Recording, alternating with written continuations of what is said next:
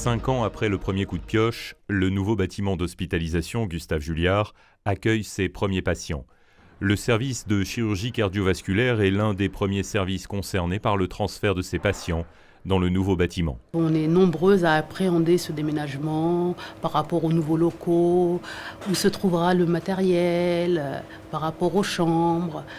Mais ça, on va s'y faire. On m'a dit que toutes les 10 minutes, il y aura un transporteur qui prendra un patient.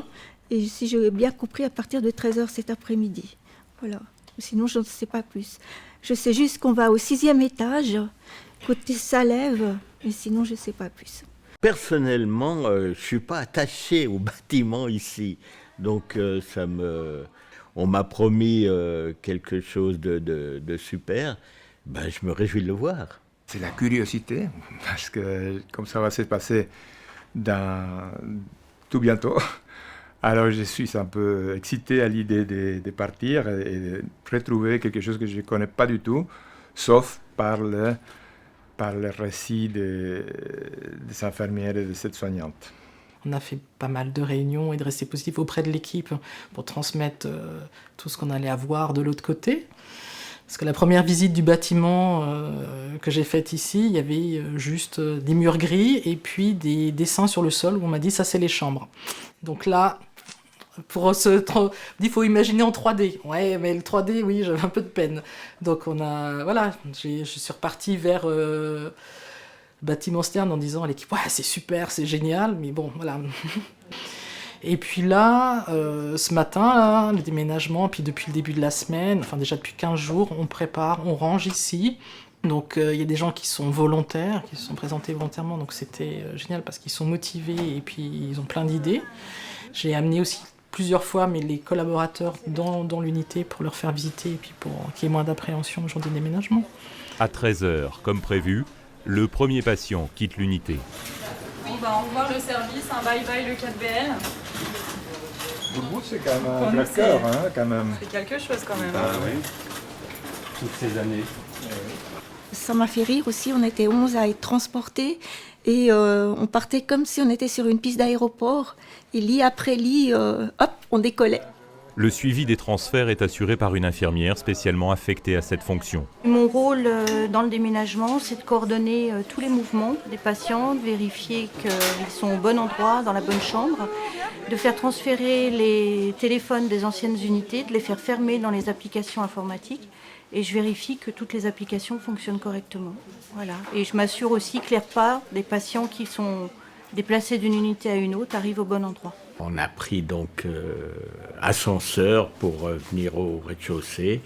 Et puis tout d'un coup, dans ce blanc qui est assez étonnant. Donc, mais tout ça s'est fait avec beaucoup de facilité. Et j'entends pour nous patients, ou pour moi patient plus exactement, absolument sans problème. Donc.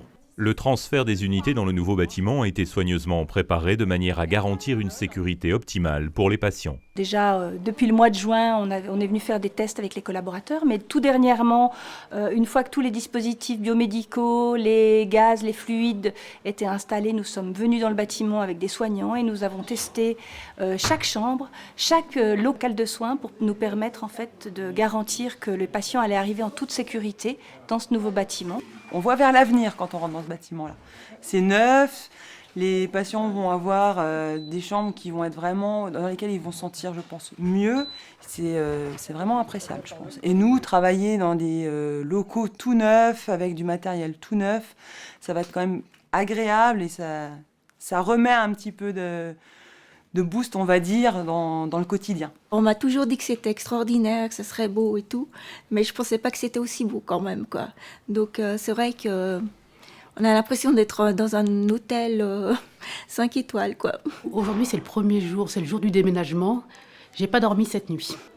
Je me faisais une peur bleue à l'idée de commencer aujourd'hui dans ce nouveau bâtiment, mais pour le moment, ça va. Là, ce soir, je suis soulagée. Et puis, mais je suis très, très contente.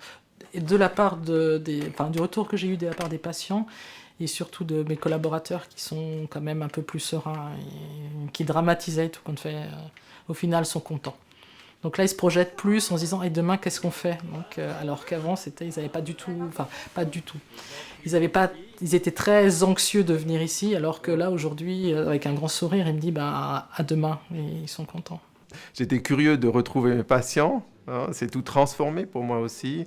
J'ai fait la visite des patients du service cet après-midi et ce que j'ai rencontré, c'est beaucoup de plaisir. Les patients sont tous émerveillés d'avoir une douche, une salle de bain, ce que tout le monde a chez soi par hasard. Mais c'est d'une normalité, mais le retrouver dans l'hôpital, et ils considèrent le tout presque un peu comme un hôtel, en sachant que ça reste quand même un endroit d'une réconvalescence suite à une maladie ou une opération, mais avec l'avantage d'avoir accès à de l'infrastructure, à de la vue, à de la vie peut-être aussi, et à des très bons soins. Aujourd'hui, les murs sont faits de telle manière qu'on est vraiment, je pense, dans des conditions où on peut dire qu'on a construit l'hôpital autour du patient et pour le patient, et non pas autour des professionnels de soins. Je souhaite que notre culture de soignants et de médecins suive, et que ce soit vraiment notre préoccupation principale de toujours penser que nous sommes au service des patients et pas l'inverse.